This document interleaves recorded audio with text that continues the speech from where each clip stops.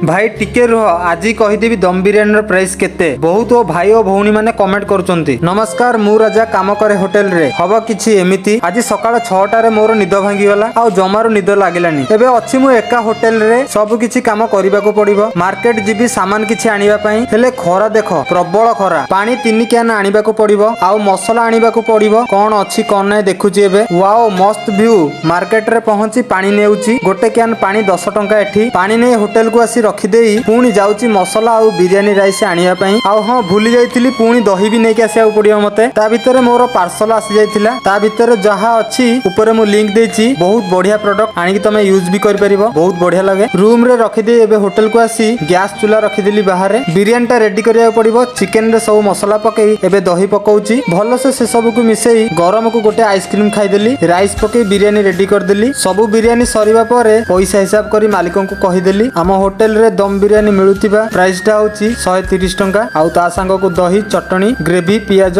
लेंबू free.